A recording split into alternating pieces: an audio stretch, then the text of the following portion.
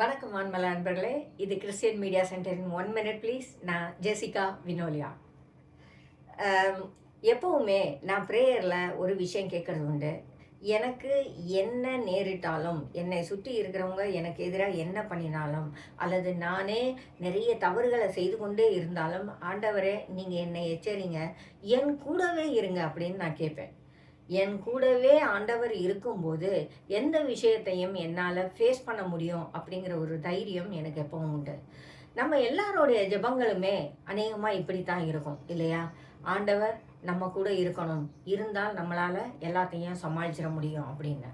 ஆனால் இப்படி நம்ம கேட்டாலும் சில சமயங்களில் நாம் எதிர்கொள்ளுகிற பிரச்சனைகள் ஆண்டவரை மறக்க வச்சிரும் நம்மளை. ஐயோ! இவ்வளோ பெரிய பிரச்சனையா? எனக்கு எதிரா இவன் இப்படி ஒண்ண செஞ்சுட்டானே! அவ இப்படி ஒண்ணு செஞ்சுட்டாளே! நான் என்ன பண்ணுனேன்? இப்ப நான் இத எப்படி ஃபேஸ் பண்ணுவேன்? இவ்ளோ பெரிய விஷயத்த என்னால சால்வ் பண்ண கூட தெரியாதே! எனக்கு அதுக்கான அறிவெல்லாம் கிடையாதே! அப்படின்னு நாம குழம்பி தவிச்சு புலம்பிருவோம். அத்தன பேர்கிட்டயும் பேசுவோம். எனக்கு இப்படி ஒண்ணு நடந்துருச்சு. இத நான் என்ன பண்றதுன்னு தெரியல. எனக்கு இப்படி ஒரு பிரச்சனைய அவன் கொண்டு வந்துட்டான். நான் என்ன பண்றதுன்னு தெரியல. அப்படின்னு. அந்த நேரத்துல எல்லாம் நமக்கு என்ன ஆகுது? நம்மோடு இருக்கிற ஆண்டவரை நாம் மறந்து போகிறோம்.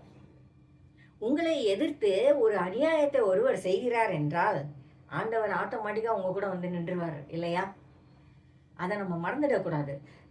நம்மை எதிர்த்து செய்யப்படுகிற அநியாயங்கள் மட்டுமல்ல, நாம் பிறரை எதிர்த்து செய்கிற அநியாயங்களின் போதும் ஆண்டவர் நியாயத்தின் பக்கம் நிற்கிறார்.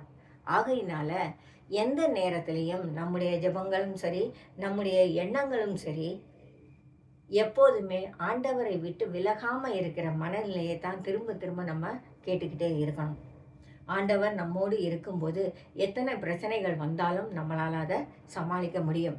ஆண்டவரை விட, ஆண்டவரின் கிருபையை விட, ஆண்டவரின் வல்லமையை விட, ஆண்டவர் நமக்கு தருகிற பலத்தை விட பெரிய பிரச்சனைகள் ஏதாவது உலகத்தில் இருக்கிறதா? யோசிச்சு பாருங்க. இன்னைக்கு உங்க வாழ்க்கையில ஏதாவது ஒரு பிரச்சனை ஓடிக்கிட்டு இருக்கலாம்.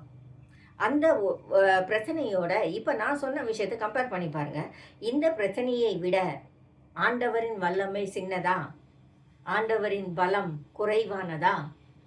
அப்படின்னு யோசிச்சு பாருங்க. கண்டிப்பா இல்ல, இல்லையா? இந்த உலகம் முழுவதும் ஆண்டவரின் ஆளுகைக்குள் இருக்கிறது. ஆண்டவரின் அதிகாரத்திற்குள் இருக்கிறது. அவர் நினைச்சா ஒரு நிமிஷத்துல எதையும் எதையும் மாற்றிவிட முடியும்.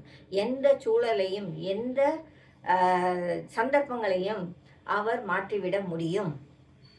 அது மட்டுமல்ல, எப்படிப்பட்ட சந்தர்ப்பங்கள், எப்படிப்பட்ட சவால்கள் நமக்கோ உங்களுக்கோ எனக்கோ வந்தாலும் அதை சமாளிக்கும் வல்லமையும், அதை சமாளிக்கும் அறிவையும் பலத்தையும் ஆண்டவர் தான் நமக்கு தருகிறார். ஆகையினால பிரச்சனைகளை பார்த்து ஒரு நாளும் கவலைப்படாதீங்க. எந்த பிரச்சனையும் விட நம்முடைய ஆண்டவர் பெரியவர். அதை மட்டும் மறந்துடாதீங்க.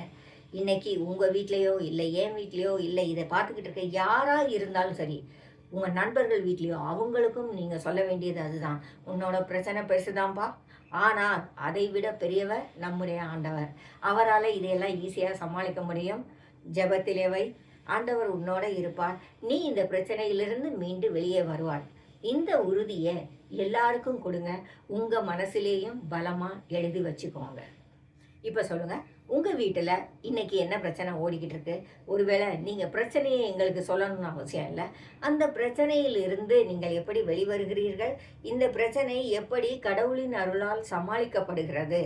அப்படிங்கிறத மட்டும் நீங்கள் எங்களுக்கு சொல்லுங்கள். எல்லா பிரச்சனைகளிலேயும் ஆண்டவர் தானே பெரியவர். ஆகையினால ஆண்டவர் எப்போதும் உங்களோட இருக்க ஜெபம் பண்ணிக்கிட்டே இருங்க. Signing off Vinolia.